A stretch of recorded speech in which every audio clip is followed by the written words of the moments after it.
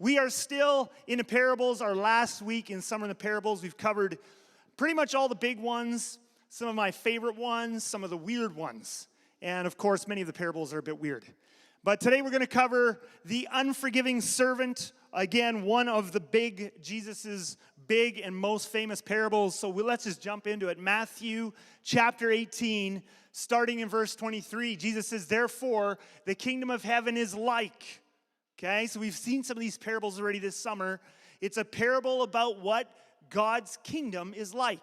Okay, so we're going to learn something about God's kingdom in this parable. All right, so here we go. A king who wanted to settle accounts with his servants. By the way, it's Christian. I don't even know why I'm stopping. This is a dumb rabbit trail. But anyway, we like to emphasize the fact that God is a king. But do you ever think that some of the reason God's always called a king in the Bible is because that's all people understood? Like, can you imagine if Jesus had told a parable about a president or a prime minister? Nobody would have gotten it. But anyway, therefore, the kingdom of heaven is like a king who wanted to settle the accounts with his servants. As he began the settlement, a man who owed him 10,000 bags of gold was brought to him. Now, at today's prices, that's a lot of money, okay? And this is the NIV. The actual Greek translation is not 10,000 bags of gold. Instead of bags of gold, it just says talents.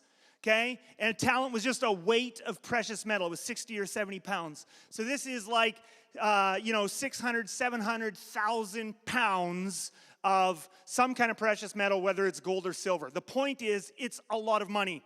It's an unimaginable amount of money almost, okay? King Herod, who was a really bad guy, but King Herod the Great, he got to rake in all the taxes for the nation of Israel, only pulled in 1,000 talents a year from the whole nation of Israel. So the whole point in this parable is Jesus is using hyperbole. Anyway, this servant owes this king a massive amount of money. If Jesus was talking from the stage today, he'd probably say something like, the guy owed the bank $10 billion or something like that. It's just a huge exaggerated amount of money. So the kingdom of heaven is like a king who's owed billions of dollars by a servant, okay? And obviously, this is an unpayable amount of money. Can you imagine if your banker said you owe $10 billion? Okay? Let's just call it off right now, okay? Because you can work every day for the rest of your life and never stop and not scratch that, okay? So since he was not able to pay, this is the servant, the master ordered that he and his wife and his children and all that he had be sold to repay the debt. Wow, that got gloomy in a hurry.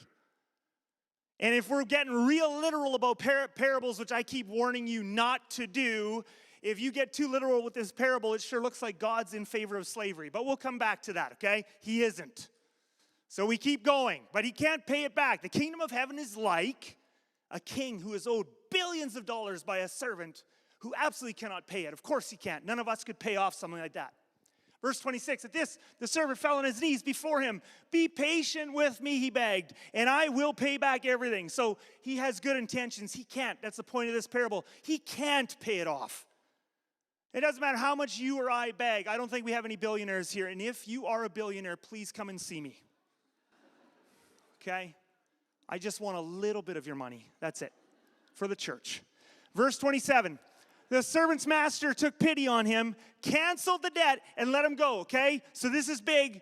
This is a parable about the kingdom of heaven. The kingdom of heaven is like, can't take all the details literally, but there's something here, right? There's a huge unpayable billions of dollars of debt that a servant has to the king, and he can't pay it back. He begs for mercy, and the king cancels the debt. Now, I want you to notice a couple of things here. First of all, it's not like the king lowers the debt. He doesn't say, "Hey, you know what? Let's cross off 9,000 bags of gold and you only have to pay off 1,000 bags of gold." It's nothing like that. I want you to also notice that nobody else comes and pays the debt for the servant. It's not like the king's getting paid anyway. It's the king is canceling the debt. That's what forgiveness is. He's not getting paid.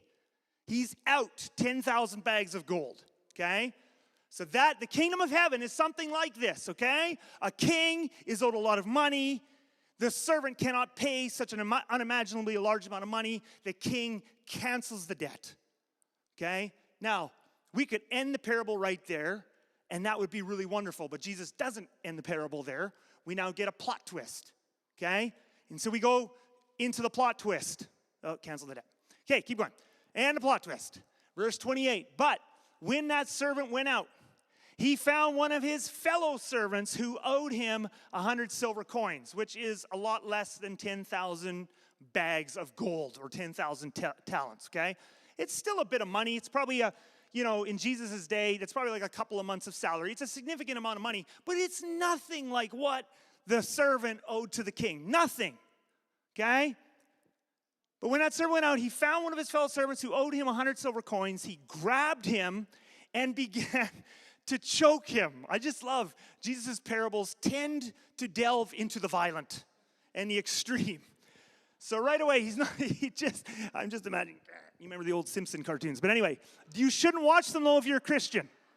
Only watch the Simpsons pre-Christian, okay? Otherwise, that's not good. Okay? And I only know about it because my friends told me about it, my pre-Christian friends, okay? So, grabbed him and began to choke him. Pay back what you owe me, he demanded. Okay, now, so this is a bit of a twist. The kingdom of heaven is like, we have this king. He's owed an unimaginably large sum of money. Okay, obviously the servant can't pay it back, so the king cancels it. All very good. Now this servant, now we're supposed to be disgusted and outraged though. Okay? I mean, it'd be one thing if a servant who was owed 100 silver coins went out and choked a guy because he was owed 100 silver coins. But because this is the second part of the story, and in the first part of the story, this same servant experienced unimaginable generosity, we're meant to be outraged here. It's disgusting. What kind of a person are you? You're not doing as has been done to you. You've been granted mercy and generosity, yet you do not grant it to someone else. His fellow servant, the one who's getting choked, so as soon as the guy lets go of his neck, his fellow servant fell to his knees and begged him, be patient with me and I will pay it back. Notice it's the same line that the first servant gave to the king. Okay? Be patient with me and I will pay it back. But he refused. Instead, he went off and had the man thrown into prison until he could pay the debt. Okay? Now the question is, so now everybody's hearing this story.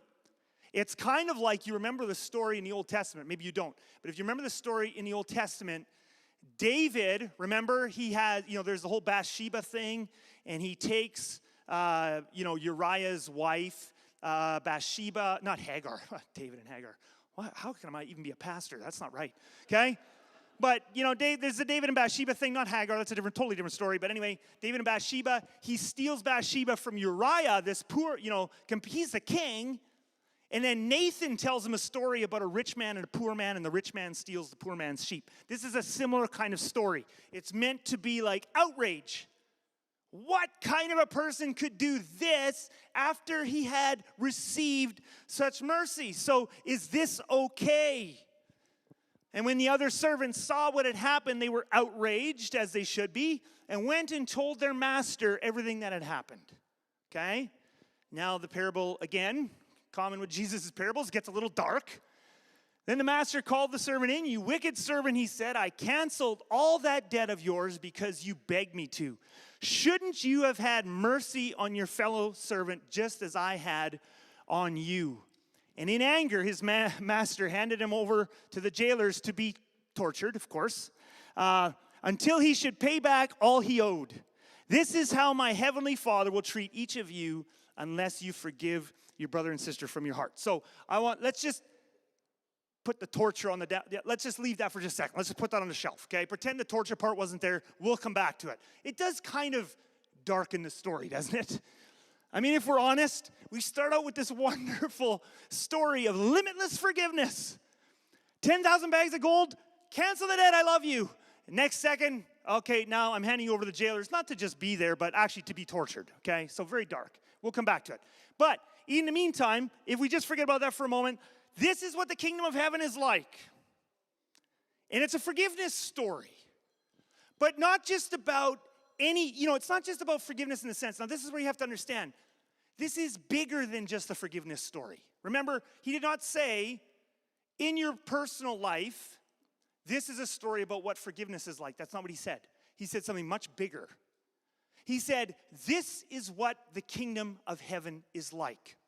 Forgiveness is not just something, everybody who follows Jesus, we have this list of 8 or 9 things we do, and one of them, or 8 or 900 or whatever, or a dozen or 13, and then one of those things is forgiveness. That's not what he says.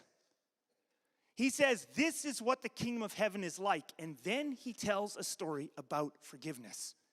This is the core foundation of all of it. This is not a piece. This is not something people in the kingdom of heaven do amongst other things. The kingdom of heaven itself is like a group of people who have massive debts they cannot pay, and they've all been canceled.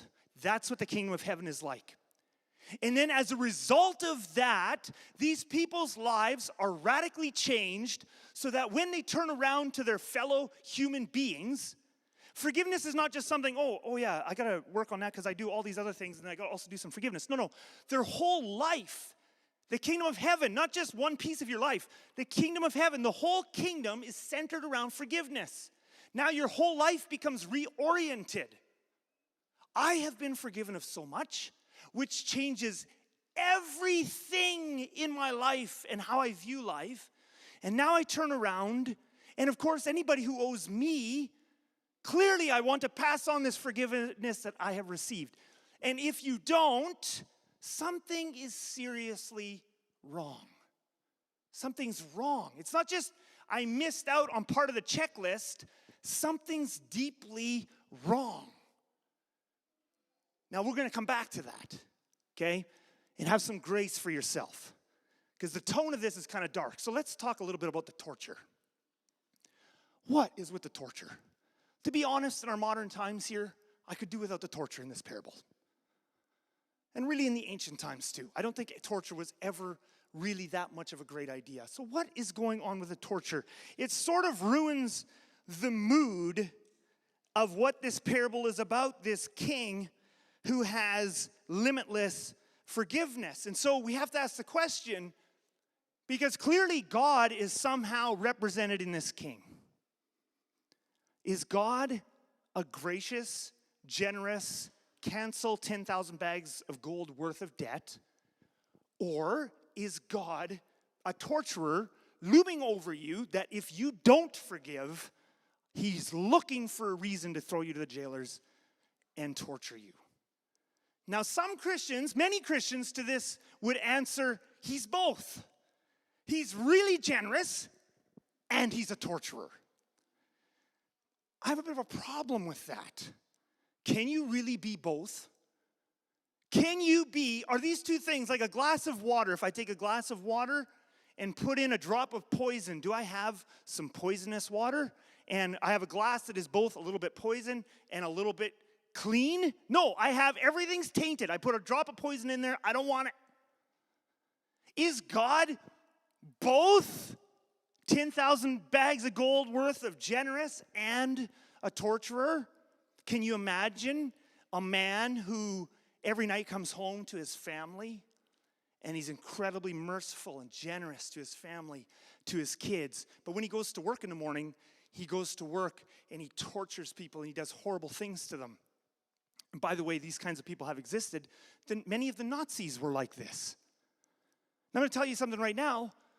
God is not like a Nazi. He doesn't go to work in the morning to torture and then come home for a few people who are really good and do nice things to them. So let me say a couple things about this torture thing. First of all, many things in parables are not meant to be taken literally.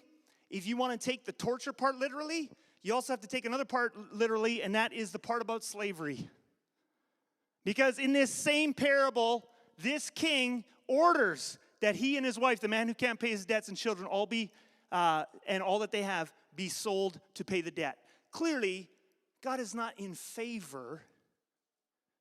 God is not in favor of slavery. Jesus is using, as he always does, he's using occurrences from their day. This happened in his day. Kings did this, and they did torture people. He's using things that happened in his world in an exaggerated and violent way to make his shocking points, to shock us into action. Now, there's another thing we have to consider as well. Not just, if you want to take the torturing stuff literally, you have to take the slavery part literally. But there's more to it than that. I want you also to think about who Jesus' audience is. Because audience is everything, isn't it? If you go to work and you have a conversation or a discussion or a debate with someone else at work, maybe that you get along with, maybe let's say you have a buddy at work, and maybe he has a position where, with abortion, he's in favor of abortion, you're against abortion, so you guys have a debate at work. Now, if you have a debate with a buddy at work about abortion, you're probably going to use really strong language, really strong terms. You're going to use things like murder. You're going to use various things like this to try and get across your point because you think abortion is wrong. He is going to use really strong terms back to you about women's choice and all this sort of stuff, trying to win the argument with you. But let me tell you something, and I'll guarantee it to you right now. You get in a room with a woman who is in a desperate situation, and she's thinking of having an abortion. And you can just imagine any scenario you want. She's poor. She's been abused. She was whatever, assaulted, and it resulted in this pregnancy, whatever it is. And even though you are pro-life, you're going to talk to that woman in that situation totally different than your buddy at work. Isn't that true? By the way, please nod your heads, because otherwise you're a danger to us as Christians and an embarrassment to the name of Jesus, because context is everything. Isn't that true? How you talk in a theoretical discussion about sensitive topics is totally different than how you should. And I'm not even telling you that this is just, like a thing, like I just have compassion for people, so I talk a little differently. This is how we should, as Christians. You speak differently in a different context. How you speak about divorce and marriage in a theoretical context with people who aren't wrestling with that, and how you talk to them about that who are going through it, totally different. Doesn't mean your beliefs changed, it means how you approach it changed. Let me tell you right now, Jesus would not have told this parable this way if he was sitting in a room one-on-one with an abuse victim who's having a real hard time forgiving their abuser. It doesn't mean that the truth changes, it just means that the approach is different. The violence, the pressure in this parable that builds the disgust with the person who doesn't forgive, all of that has to do with Jesus' context. What's his context? He's speaking to a group of people in a theoretical context who don't want to forgive limitlessly. He's in a culture where it was actually taught that forgiveness was something. Some of the rabbis actually taught in this culture that in Jesus' time, that forgiveness is something you only have to give to a person 3 times. Okay? Now again, to us that just seems, but we've grown up. Most of us have grown up, even if you didn't grow up as a Christian, you've grown up in a culture that's heavily influenced by Christianity. So when we think of forgiveness, well, forgiveness is not something you count. Now, of course, we actually, in real practice, we often do count. I've forgiven you once for that, that's the last time. But in theory, we don't count. In theory, we all know, well, we should just forgive and forgive and forgive and forgive. They were actually being taught by some of their rabbis, you only forgive 3 times. Which is why, if we go to the verses right before this parable, we're going to see the question that Jesus is answering. So let's go look at the question. Then Peter came to Jesus and asked, Lord, how many times shall I forgive my brother or sister? So he's asking a hypothetical, theoretical question. Who sins against me? And now I want you to notice. Now I just told you in that culture they were taught 3 times. Peter has been with Jesus long enough to know already that Jesus is always radical when it comes to mercy and forgiveness. He thinks he's giving a really high number. I mean, 7's a perfect number. It's all over the book of Revelation, which hasn't been written yet. But 3 times is what some of the rabbis are saying. I'm going to go to Jesus and say 7 because I'm a pretty good. You can see him, right? Self-righteously positioning himself. Look at me, up to 7 times. And you can imagine him imagining Jesus going, wow, this Peter is something. This Peter is really something that he would even consider bumping the dial up to 7. But then, of course, Jesus goes way over the top. Jesus answered, I tell you, not 7 times, Peter, but 77 times. By the way, for those of you who are, you're counting, you're like, oh, hokey smokes. the point here, again, just like the 10,000 bags of gold, is you don't stop. In fact, one little rabbit trail, and this one is free. Why would Jesus say 77? Out of all the numbers to pick, why not 46? Why not 91? Why not 112? Why 77?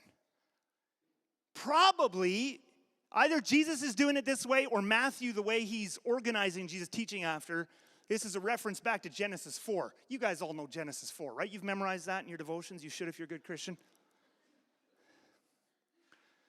Genesis 4, we have one of these wonderful Bible stories. Wonderful little Bible stories, tidbits for your kids to take home with them. Lamech said to his wives, kids, wife, I have killed a man for wounding me. Some good stuff. A young man for injuring me. So Lamech is a bit of a seedy character. If Cain is avenged 7 times, then Lamech 77 times. Notice the 7 and the 77. Remember, you have to remember that the Jews in Jesus' day know their Old Testaments like the back of their hands, okay? Jesus is making a direct comparison back to Lamech here. And basically what he's saying is the evil, violent people of this world have all this kind of limitless, vengeance and anger. And your forgiveness, Peter, is supposed to be limitless. It's not just 77. I mean, it's just on and on. But he's contrasting it with a story that the Jews in his day knew very well. He's contrasting it with the vengeance and violence of Lamech in the Old Testament, okay? That's what's going on here. So, let's sum this up now. What have we learned from this parable? What does the unforgiving servant parable teach us? Well, number 1, we have been forgiven much. 10,000 talents worth. Think of it, $10 billion, whatever it is, an unpayable amount. We have all been forgiven much. That's the point of this parable. Second point. Therefore, because we have been forgiven much, it all turns on that. Therefore, our whole reality becomes gratitude. We are now happy to pass that forgiveness to everyone else. And by passing that forgiveness to everyone else, that doesn't mean we walk around telling everybody, hey, Jesus forgives you. That might be part of it. But what that actually means is now when they hurt us and owe us, we pass on to them our forgiveness. They owe us 100 silver coins. We happily forgive them because we've been forgiven 10,000 gold bags. We also learn by the ending that to not forgive others when we have been forgiven much shows something is seriously wrong. Now, the details of that and what that means for judgment, we don't take the torturing literally or any of that. That's not who God is. But we do suffer consequences. There is some kind of a judgment, both from God, but even what we live in this world, when we hang on. What does that say about our souls? That servant who was forgiven 10,000 bags of gold and then chokes the guy for 100 silver coins, there's something deeply wrong with that man. And in the same way, this parable shows us that when we are not able to forgive, something is seriously wrong. Now, this is what we learn from this parable. But do you know that there's a whole bunch of things we don't learn from this parable, and what we don't learn from this parable is almost as important as what we learn from the parable. And I'll tell you why. Because as Western evangelicals, we tend to take these parables so super literally, and we just see this as a parable about forgiveness, and everything I need to know about forgiveness is in this parable.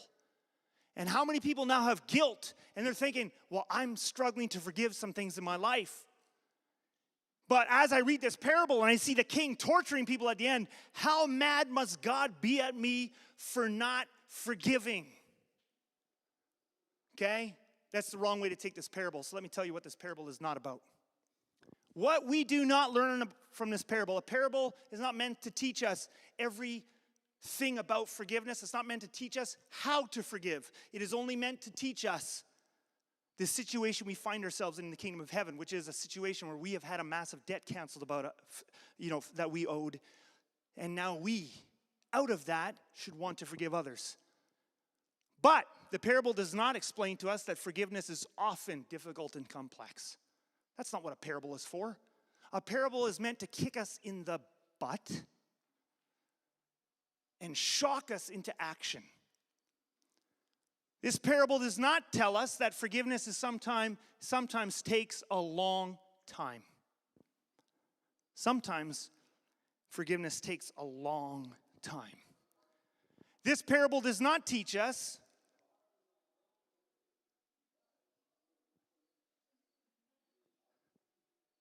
that someone is in the monitor. I thought I heard voices back there. At first I just thought, I'm going crazy. It's just the monitor.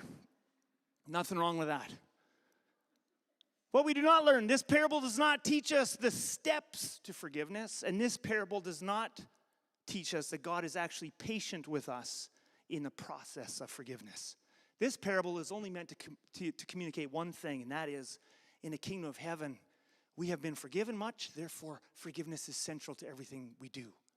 But how we get there, and the fact that it takes a long time, and that God is kind to us, and that we should be kind to ourselves in the process, this parable does not teach us. So, motivated by the parable, let's try and make this practical. Motivated by the parable, but the parable doesn't teach us how. Let's look at just 5 things, and we could look at many, but let's just look at 5 things very quickly. How and the stages of forgiveness, okay? Because the parable does not tell us this. One of the first stages of forgiveness, and by the way, I'm not going to get the order all right or anything. It's not like it works like a linear order anyway. Everything with us humans is messy. But one of the first stages of forgiveness is hurt. You actually just need to feel hurt for a while. Did you know that? Too many Christians, I've been a pastor now for 2 decades, and I have been in the room with people shortly after some terrible things. I've been in a room with spouses within 24 hours of finding out that their spouse has been committing adultery, whether once or for years. I've been in a room with people after something horrible was just done to people in their family, some kind of violence, some kind of abuse, whatever it is. I've been in a room with people who've been through some really, really terrible stuff. And sometimes when I'm in those rooms, Christians who are under the pressure and taking that parable the wrong way, and they've been taught all their life, you just have to forgive. I've been with people who the day after their spouse, committed some kind of adultery or something really terrible, they've been, in some way they have been betrayed very deeply, and they're like, I'm just moving on, I'm forgiving. Because they feel that pressure and they think that's the right thing to do. In every one of those cases, I'll tell you right now, when you have been hurt deeply, you don't even start by thinking of forgiveness. Okay? You don't forgive within 24 hours. You know what happens usually? You know what that's like? That's like you got a big gash on your arm, and you think, well, the ultimate goal is for this thing to be healed, so I'm just going to seal that up right now. Before we deal with the wound, before we clean it, before we treat it, before we stitch it up. If you try to forgive before you hurt, all you're doing is pushing some stuff down that's going to poison you in the long run. Now, depending on what it was, someone looked at you weird at the drive-thru. Maybe you don't need to be in this stage very long, okay? I'm also not talking about expressing your hurt to the person who hurt you necessarily. I'm not saying now you go and just blah, blah, barf all your stuff. I'm just saying feel your hurt. Actually, the first thing, when I talk to people who have just been through some kind of trauma, they'll often, because I'm a pastor, so it's the right thing to say, I got to work on forgiveness. I usually just outlaw it. Stop talking about forgiveness. That is something for later. Right now, you just need to survive. Just survive, depending on what they've been through these coming weeks or months, maybe years. Just survive. Feel your feelings. Now, with that can also come, sometimes, depending on what it is, space. Forgiveness does not mean, oh, we're buddy-buddy. Thanks. You just stuck a knife in my back. Ha ha, let's go for wings. Actually, no.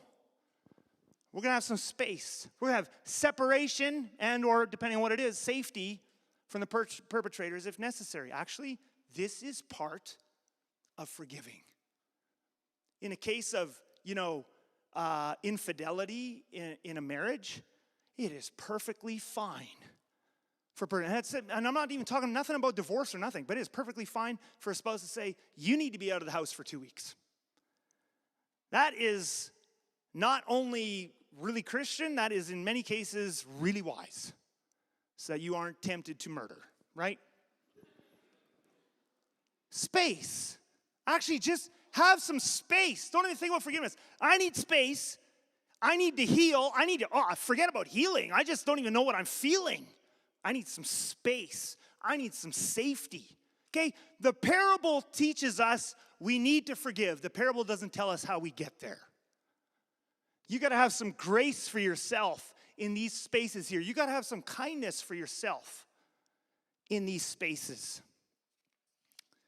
Well, after hurt and safety, at some point you have to get to a place where you start to process what was done to you, why and how you're hurting. This is where you need other people, usually, depending on what it's been. Could be counselor, could be therapist, psychologist, could be just wise friends or family members. Whatever the case, you work through it. First, you just feel it. I am mad, or I don't even know what I'm feeling.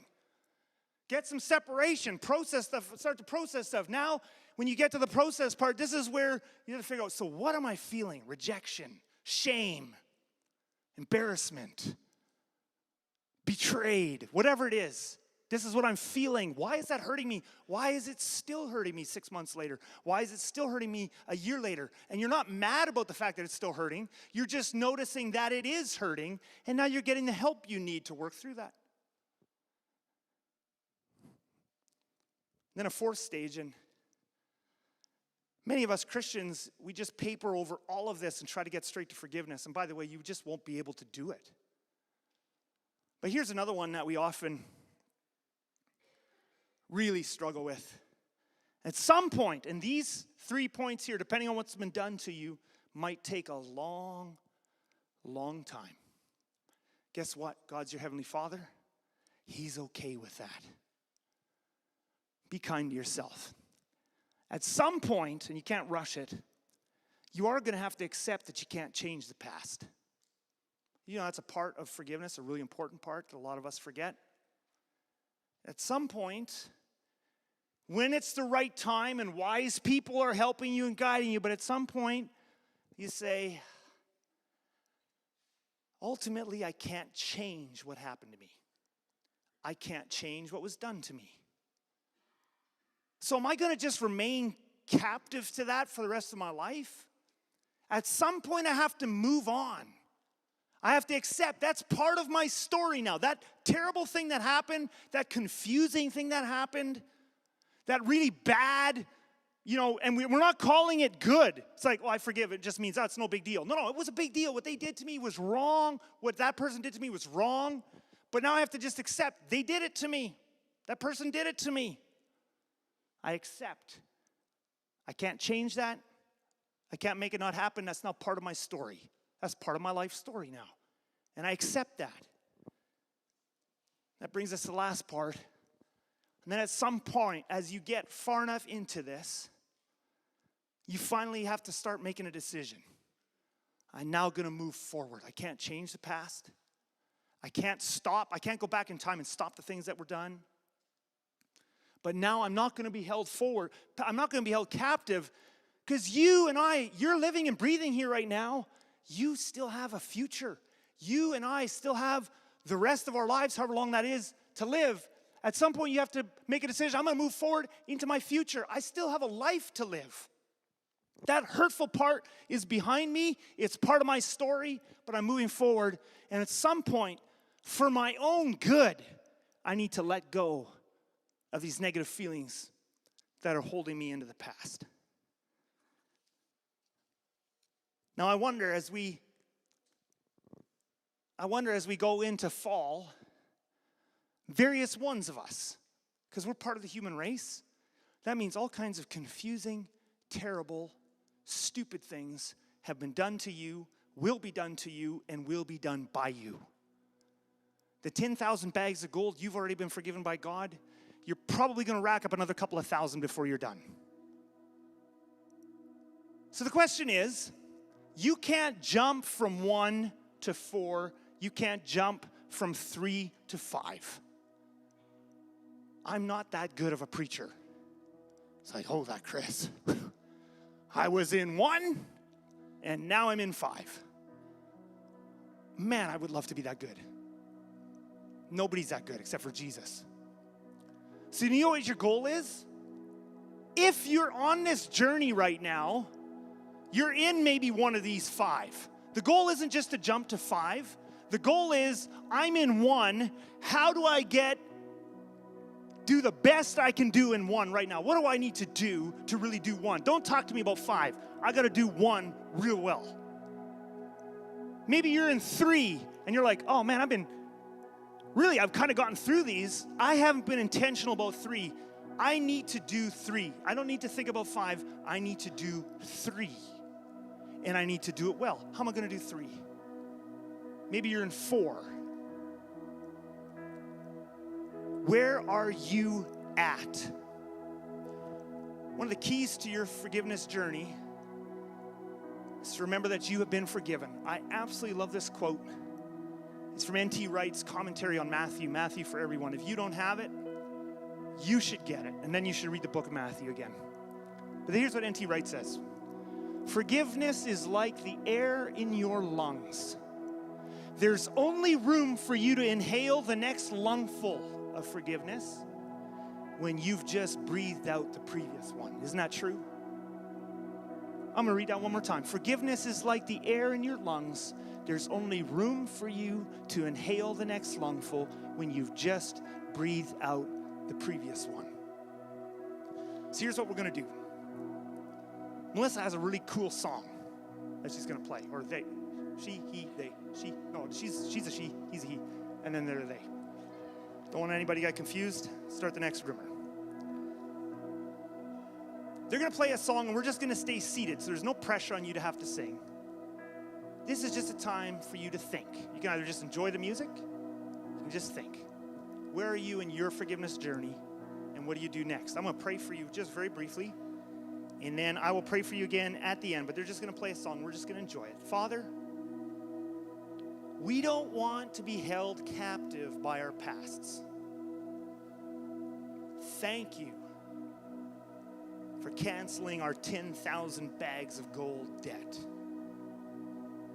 Bring us to a new level of healing so we can forgive better the 100 coins we're owed by our neighbors and friends and coworkers. In Jesus' name.